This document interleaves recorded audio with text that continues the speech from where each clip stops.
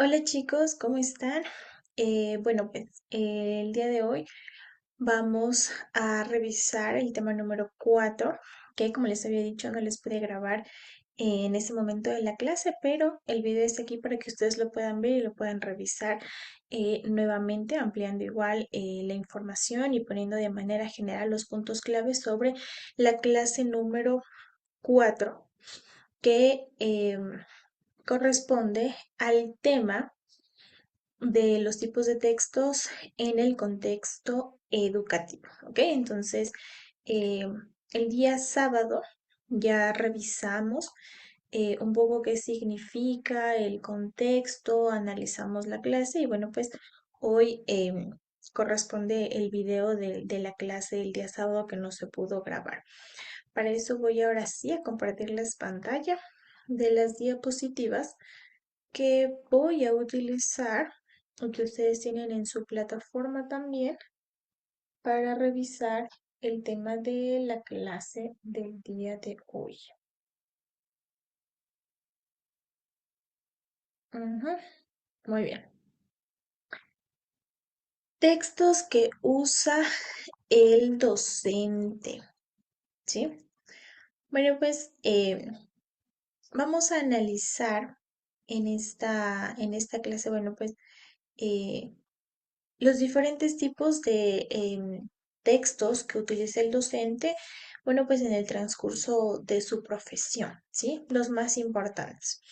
Entonces, como ustedes saben, bueno, pues los docentes utilizan diferentes tipos de textos como herramientas fundamentales para poder organizar, enseñar, evaluar y comunicar todo dentro del proceso educativo. Cada texto, sí, que utiliza el docente cumple una función específica. Algunos de estos permiten planificar las clases, otros nos ayudan a evaluar también el aprendizaje, otros a registrar el avance de los estudiantes o también a poder facilitar la comprensión de los contenidos de nuestros estudiantes. Entre los más utilizados se encuentran que los informes, las planificaciones, las rúbricas y los materiales didácticos.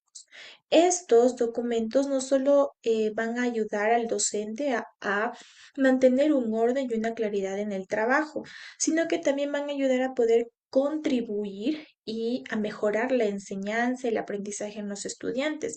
Por eso es importante aprender a elaborar y a utilizar correctamente estos textos, ya que esta es una habilidad esencial en el ámbito educativo, ¿sí?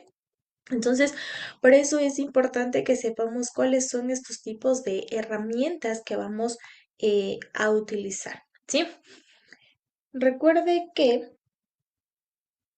ok, los docentes no solo enseñan hablando, ¿sí? Sino también utilizan muchos documentos escritos para poder organizar las clases, para poder evaluar a los estudiantes, para poder facilitar el aprendizaje. Entonces, esto va a ayudar a seguir una secuencia clara. Algo clave es que un docente enseña, ¿sí? A través de lo que escribe también, ¿sí? Entonces es importante que sepan que, que estas herramientas son importantes para planificar, para hacer actividades, para evaluar, ¿ok? En este ámbito, la comunicación escrita es parte fundamental del trabajo docente, ¿sí? Entonces, importante tomar en cuenta. Entonces, ahora sí, vamos a analizar el primer tipo de documento importante que que el docente va a utilizar, ¿sí? Y hablamos de los informes. ¿Qué son los informes? La palabra la hemos escuchado mucho, informes. Los informes son documentos que utiliza el docente para poder registrar, para poder comunicar y para poder dar seguimiento a diferentes situaciones del proceso educativo. ¿Sí? La principal función de los informes es poder presentar información de manera clara, de manera organizada y de manera formal. ¿Sí? A través de estos informes, em, el docente puede comunicar avances educativos, avances académicos, dificultades del aprendizaje, también comportamiento, participación, inclusive los resultados de la evaluación, ¿sí? Cuando no son tan buenos.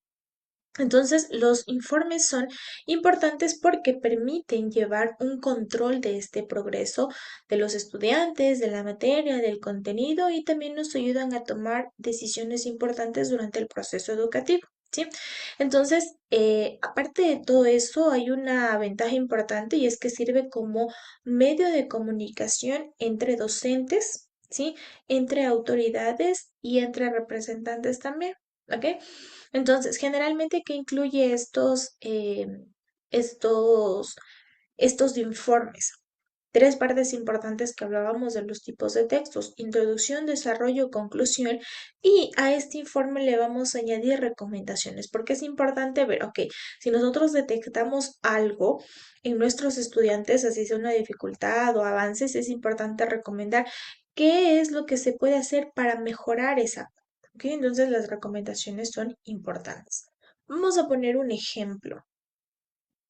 Supongamos que un docente, ¿sí? Eh, bueno, el docente usted sabe que, bueno, como nosotros hacemos informes de rendimientos académicos de nuestros estudiantes. Cuando hacemos un informe de rendimiento académico para los estudiantes, ahí es donde nosotros explicamos cómo va el estudiante durante el trimestre, durante el parcial, etcétera. Entonces, ¿yo cómo puedo empezar mi informe? ¿O qué es lo que debería poner en mi informe? Bueno, pues el estudiante Juanito Pérez ha demostrado avances de comprensión lectora, participación en clase. Puedo poner, sin embargo, presenta dificultades en ortografía, entrega tareas atrasadas, entonces se recomienda reforzar las actividades de escritura y mantener tal vez un acompañamiento en casa. ¿Sí? Entonces, algo simple y sencillo. Este tipo de informes nos va a ayudar a nosotros a poder identificar fortalezas y aspectos que necesitan mejorar. ¿Sí? Permite realizar un apoyo al estudiante y también darle un seguimiento al mismo y que el padre de familia esté en conocimiento de qué es lo que sucede con su estudiante dentro del aula. ¿Sí? Usted puede presentar un informe de avances académicos, es decir, de lo que yo voy de lo que yo como docente voy avanzando en cada clase, ¿sí? En este parcial, en este trimestre, avancé la unidad uno, el tema tal, entonces voy mostrando mi avance, ¿ok? Entonces los informes son muy importantes y nos van a pedir informes de todo tipo, ¿sí? El formato puede variar dependiendo la institución, dependiendo el coordinador, etcétera, dependiendo en muchas cosas. Entonces, simplemente es acoplarnos a todos los documentos que se deberían tener en cuenta para el año lectivo. ¿Ok? Tenemos como siguiente las planificaciones, ¿sí? Y cuando escuchamos planificaciones, ya estamos escuchando de organización. Las planificaciones, que son documentos que utiliza el docente para poder organizar y preparar el proceso de enseñanza-aprendizaje antes de dar una clase, ¿sí?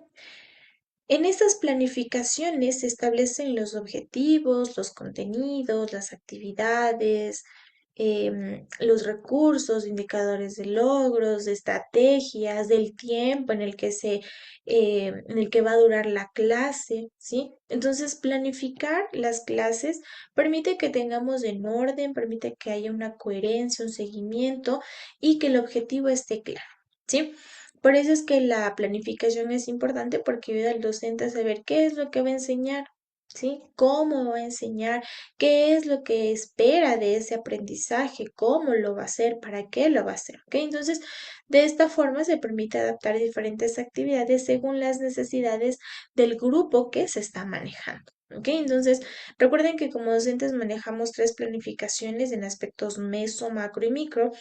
Cuando hablamos de meso, estamos hablando de las planificaciones anuales, meso las planificaciones por unidad y las micro que son las planificaciones o semanal o diarias o mensual, dependiendo de lo que nos pidan en el lugar que estamos trabajando. Entonces, es importante tomar en cuenta que esas planificaciones deben estar bien realizadas para yo saber qué contenidos tengo que explicar. ¿Sí? Por ejemplo, si estamos hablando en la materia del lenguaje sobre la comunicación oral, ¿cuál sería el tema? La comunicación oral. ¿Cuál sería el objetivo? No sé, identificar los elementos de la comunicación oral. Una actividad, realizar una dinámica grupal, analizar ejemplos cotidianos en los que se aplica o se evidencia cada uno de los elementos. Como recursos puedo utilizar unas diapositivas de PowerPoint, videos, imágenes, carteles, etcétera. Y para la evaluación digo, bueno, pues es una actividad práctica que se hace en clase, pero también puede ser una lección oral, preguntas abiertas, etcétera, que se manejen dentro de la misma. Entonces, la planificación es importante dentro de este proceso y es un documento que siempre, siempre vamos a tener que usar. Este documento de la planificaciones nos guían, ¿sí? Durante todo el proceso y nos ayudan a mejorar nuestra calidad de clases en el proceso de enseñanza-aprendizaje. Entonces, son, em, son documentos importantes también, ¿ok? Tenemos las rúbricas. Y la palabra rúbrica, estoy segura que ustedes han escuchado muchas veces, ¿sí? Ah, eso es una rúbrica, o es una rúbrica, o te piden una rúbrica, que son en sí las rúbricas en el ámbito educativo, son instrumentos de evaluación que utiliza el docente para poder valorar, es decir, darle una nota a los trabajos, a las actividades, a las exposiciones, a la participación, etcétera, ¿sí? La función específica de una rúbrica es poder establecer los criterios específicos que permitan conocer qué aspectos es lo que se va a evaluar, ¿sí? Y cómo mi estudiante va a ser calificado en determinada actividad. Por ejemplo, si un estudiante dice, bueno, pues hay que hacer la rúbrica, bueno, vamos a exponer. Mi deber como docente es presentar la rúbrica antes de que se presente la actividad. Entonces, mientras el día en que yo explico la actividad, bueno, van a hacer una exposición sobre tal parte. En la exposición se va a tomar en cuenta, me invento 4 puntos de importantes, cada uno va a valer 2 puntos o 2,50, etcétera. ¿Sí? Entonces, la presentación va a valer 2 puntos, las diapositivas sin faltas ortográficas va a valer esto, el desenvolvimiento en la escena va a valer tanto, el material didáctico, la originalidad, la expresión oral, muchas cosas que se pueden evaluar. Entonces, la rúbrica que me permite, si no tiene esto, simplemente no tiene la puntuación y se van bajando los puntos. Pero esa es una forma mucho más clara de que los estudiantes sepan qué es lo que yo estoy evaluando. Para que después no vengan y me digan, yo no sé por qué me puso esta nota si yo hice todo bien. Ah, pero en la rúbrica, reviso la rúbrica, mira, aquí te faltó esto y por eso fue que te bajé la nota. Es para respaldarnos, nos sirve mucho mejor trabajar todo con rúbricas, ¿sí? Generalmente las rúbricas incluyen criterios de evaluación, los niveles de desempeño, etcétera, ¿sí?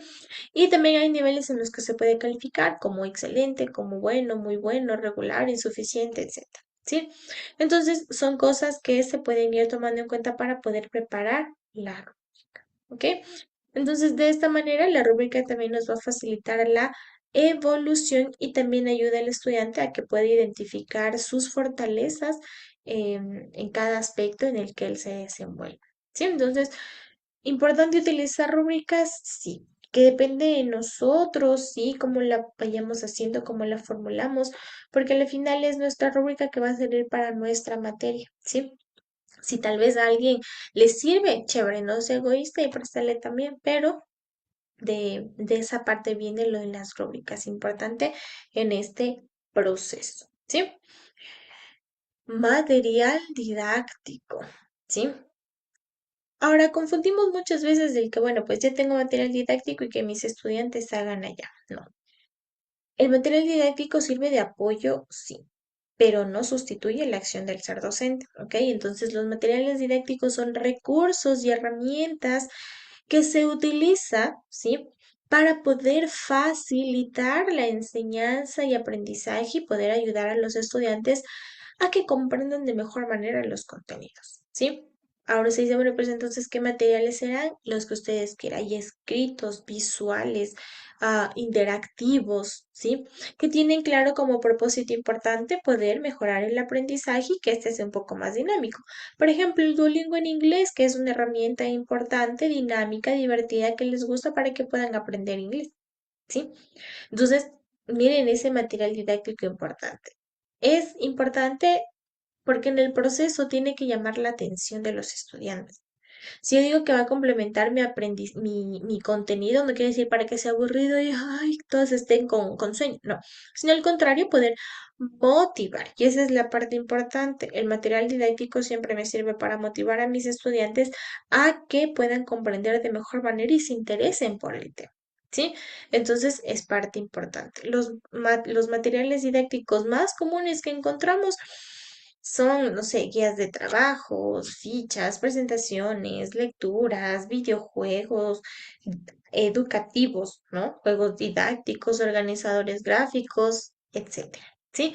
¿Qué se puede utilizar? Entonces, un buen material didáctico debe incluir siempre instrucciones, ser de acuerdo a la edad y al nivel educativo al que yo estoy refiriéndome, utilizar un lenguaje sencillo para que mis estudiantes puedan comprender y utilizar imágenes, ejemplos para que aún más se facilite el aprendizaje, ¿sí?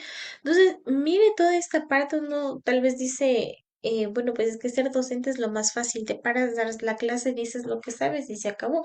Pero previo a eso, antes de eso, hay un montón de cosas que se tienen que cumplir, que se tienen que hacer para poder cumplir con el proceso de enseñanza-aprendizaje durante el nivel, durante el periodo, durante el parcial, durante el año lectivo, etcétera. ¿Sí? Son cosas importantes que debemos tomar en cuenta. ¿Ok? Algo importante aquí. Y es que, claro, hablamos de los textos que nosotros utilizamos, pero ¿y los estudiantes utilizan o no utilizan, no se utilizan, o qué es lo que ellos hacen? Vienen dos textos importantes, textos académicos y el libro y el texto escolar, ¿sí?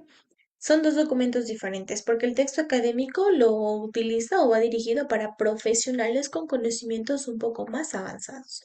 Sin embargo, el texto escolar se utiliza solamente para los estudiantes o está pensado para estudiantes, es decir, tiene un lenguaje más sencillo, es más fácil de entender, a diferencia del texto académico que utiliza un poco más un lenguaje técnico y estructuras un poco más formales, un poquito complicadas de comprender si no sabemos de lo que está hablando. Pero los textos escolares, en eso sí son netamente para los estudiantes, ¿sí? Es decir, en qué radica la diferencia? ¿A quién va dirigido? El uno va dirigido a profesionales y el otro a bachilleres, ¿sí?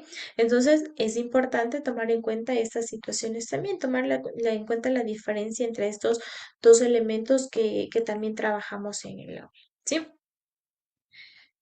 Y bueno, pues sabemos que la escritura con un propósito siempre facilita el aprendizaje, ¿sí? Em, También ayuda mucho a los estudiantes a poder comprender de mejor manera la información, porque no se trata únicamente de poder escribir correctamente, sino también de poder redactar lo que yo estoy pensando, a quién va dirigido el texto, quién va a leer mi texto, cómo pueden interpretarlo, si alguien mayor toma el libro, será que lo está interpretando bien, diferentes situaciones que debemos tomar en cuenta, ¿sí? Entonces, la escritura pedagógica que debe tener, por lo tanto, ideas claras, coherencia, un orden específico, una atención al público también, decir que estén, no sé, en un stand y poder enseñar con intención, ¿sí? Por ejemplo, no es lo mismo escribir un texto de especialidades o con especialistas universitarios que un niño de escuela, que un libro de niño de escuela. No es lo mismo. El docente siempre se adapta a al lenguaje, ¿sí? Y trata de utilizar todo para que el estudiante sienta que está apoyado y que se ha pensado en él mismo para poder trabajar, ¿ok? Entonces, importante aquí, todos los docentes, o bueno, todos los textos de los docentes tienen una función muy importante dentro de educación, ¿sí? Y nos ayudan a organizar, a mejorar la enseñanza, ¿ok? Recuerde, un docente no solo transmite con la voz, sino que también lo hace a través de informes de la parte escrita, planificaciones, materiales, rúbricas, todo lo que hemos visto, ¿sí? Entonces, algo para ya ir cerrando, dominar los textos de los docentes es fortalecer nuestra capacidad para poder enseñar, ¿sí? Entonces, sigamos al pie del cañón, sigamos trabajando, sigamos haciendo, bueno, y aprendiendo un poquito más, sabiendo qué es lo que yo como futuro docente voy a utilizar en el proceso de enseñanza-aprendizaje. Y los que ya están aprendiendo, mucho mejor. Van a aplicar nuevas cosas importantes y novedosas. ¿Sí? Eso es de manera general lo que hablamos el día sábado y adicional están las actividades que usted tiene que realizar. Una tarea en la que usted tiene que elegir ya sea perdón, ya sea un informe, una rúbrica, una planificación, lo que usted quiera y hacer un ejemplo real. ¿Sí? Si yo hago un informe y digo, voy a hacer un informe de bajo rendimiento de los estudiantes, bueno, pues consultaré cómo se hace este informe, cuál es el formato y llénelo como que si usted estuviera haciendo el informe de bajo rendimiento de Juanito Pérez. ¿Sí? Elija usted, ¿ok? Eso y el cuestionario que está en plataforma que ustedes lo pueden realizar, que ustedes lo pueden hacer, ¿ok? Vamos en la clase número 4 y ya estamos hablando para la siguiente semana, la clase número 5 que sería ya la última, ¿ok? Entonces, eso era lo que les quería comentar y nos vemos la siguiente clase con un nuevo tema. Que tengan un buen inicio de semana y estamos hablando. Cuídense mucho.